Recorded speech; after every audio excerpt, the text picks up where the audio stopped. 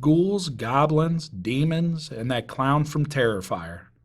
Pretty soon they are all going to be running the streets celebrating Halloween.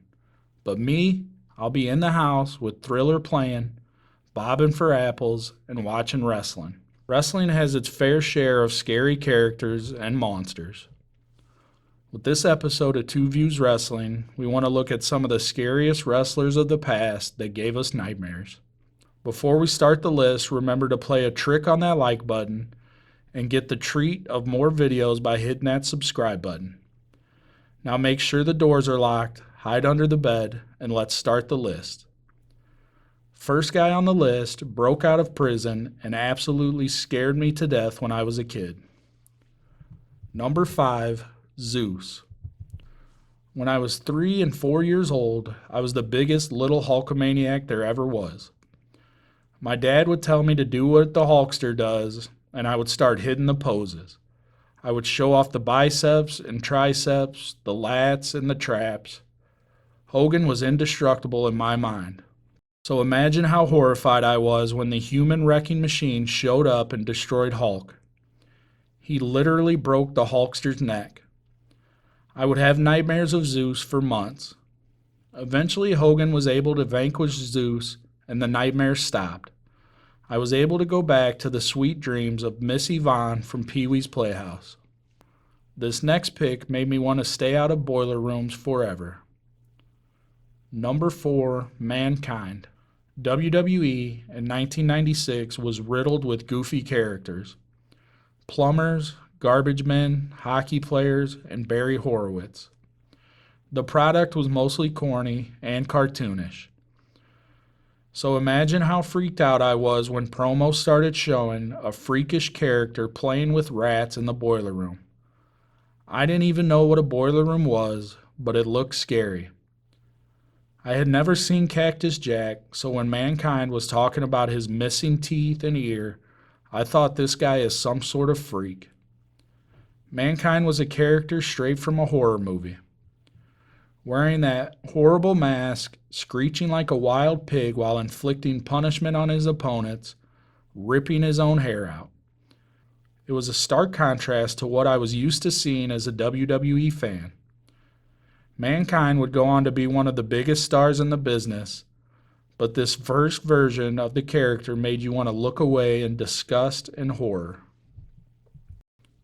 The number 3 pick literally walked through fire and brimstone to bring destruction to the WWE. Number 3, Kane. In 1997, the gates of hell opened and the devil sent his favorite demon to bring destruction to the WWE. That's the way it seemed when Kane showed up. The Undertaker was the most powerful force in wrestling for years. He beat giants and monsters, he shot lightning from his hand, and we literally watched him rise from the dead. Nothing could stop him, or at least we thought. When Kane made his debut and ripped the door off the Hell in a Cell and stood face to face with his big brother, we realized there was a new demonic force to fear. After laying waste to Taker, Kane would go on the warpath. He started destroying everything put in front of him. He beat Mankind and Vader in convincing fashion. He locked his brother in a casket and set it on fire. He apparently didn't feel pain. Kane was like Michael Myers, Jason Voorhees, and Freddy Krueger all rolled into one. Next up on the list, we take a look at a phenom of wrestling. Number 2, The Undertaker. Right as I finally got over the scary Zeus, I got hit with this indestructible zombie wizard. I was 4 years old when The Undertaker debuted, and there was nothing like this guy in wrestling. You could barely knock him off his feet, and if you somehow did, he would just sit straight up. As a little kid, everything The Undertaker did terrified me. Choking guys in the corner and rolling his eyes into the back of his head. One time, Roddy Piper and Macho Man hit him with chairs and it had no effect. I truly believed he was an unstoppable zombie. One of the scariest things is when they would do promos in an old-time workshop and Undertaker was making coffins for his opponents. Another thing that added to the creepiness was the manager, Paul Bear. He looked like a ghoul, and he had the shrill voice screaming about his Undertaker. A lot of people might think the Ministry of Darkness version of The Undertaker was scarier, but for me as a little kid, that first version of the character gave me a lot of sleepless nights. The final pick on this list is one of the most complex characters ever. I think Bray Wyatt is one of the greatest villains in wrestling history. It wasn't a straightforward character. It was a character that had a lot of layers. It was almost like watching a person with multiple personalities, but all the personalities are evil. First, you have the leader of the Wyatt family. Cult leaders have the ability to convince their followers to do horrible things, and most of the time convince them they are some sort of higher power. Just look at what Jim Jones and Charles Manson were able to do. The Wyatt family was no different, as they would do what Bray asked of them. Then we have the host of the Firefly Funhouse. The Funhouse was supposed to be a kids' show, but it had a lot of evil undertones to it. This was such a good idea that Hulu stole it for its original movie, Mr. Crockett. Finally, we have The Fiend. The Fiend was the worst part of Bray Wyatt. The Fiend would come to the ring with a creepy mask and carry a lantern made from a human head. The Fiend was also like Jason Voorhees. You could burn him, throw him off a building, run him over with a car, and even hit him with an oversized hammer, and he wouldn't stay down.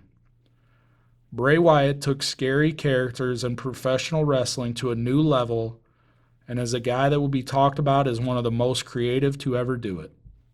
So starting off your list, something that jumped out to me was Bray Wyatt. You said most captivating to do it. Him and The Shield is what got me back into wrestling. I went through a lull. I turned my TV on. I seen him giving a promo when he was first up on the main roster with the Wyatt family, and it was like he was demanding my attention, and I was like, okay, I gotta check this out and watch it constantly. And then The Shield show up on that same episode, and I'm like, oh, okay, WWE has some potential here I want to keep watching again, which I went 3, 4, 5 years maybe not watching it because it was just lame to me. Another thing that jumped out to me was Seuss. For me, Earthquake was Seuss. Oh, yeah. So, like, Earthquake was someone that scared the shit out of me because I was like, oh, snaps. Like, he just fucked Hulk Hogan up. Like, what? He killed Hulk Hogan. Yeah. No Dungeon of Doom. That was surprising for me. Yeah, I mean, the Dungeon of Doom was scary. I mean, they had a leprechaun and a shark, and they made Hogan do that 3-cage match. Yeah, they had the triple cage alliance to end Hulkamania. I actually liked that match. I think if they didn't have Brutus Beefcake as the Zodiac, it would have been scarier. Undertaker, as a kid, I remember I used to like cover up when he would come on the screen. You mentioned Ministry of Darkness. I do think that I tend to think that might have been a little bit scarier.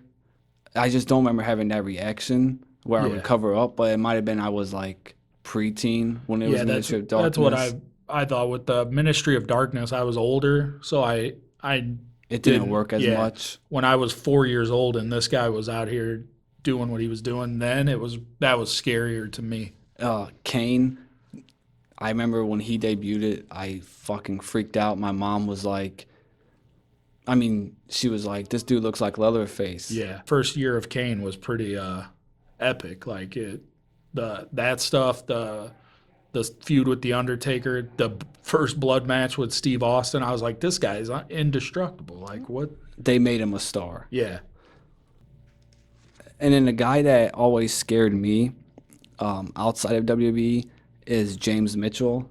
I loved his stuff with Abyss and TNA. I guess you could even say Abyss was kind of creepy to me. Like, look, I'm a grown adult when this was happening, so it wasn't like I was scared. But as a horror genre, James Mitchell is fire to me. Yeah. He can really get that across. Yeah, Abyss and James Mitchell are a big part of why I got into TNA at that time. I thought that that was a cool, that was a good pairing and a cool. It was kind of different for during that time. Like that was like their Kane at the time. Yeah, I know a lot of people always compare him to Mankind as well, Yeah, Abyss, but I just think James Mitchell he put it over the top and gave it like a cult feel yeah. to it. So that's our list of the scariest wrestlers. In the comments, let us know your views on some of the wrestlers who scared you. Was Dungeon of Doom scary to you? Was Gold Dust, especially his character in WCW that like had one promo, right? The one with the little boy in Oh, the window. seven. Yeah, Yeah, seven. I think he yeah, did one promo and they canceled yeah. it. It got pretty creepy, but yeah, and then they ruined it. Yeah. Yeah. All right. Let us know in the comments your views.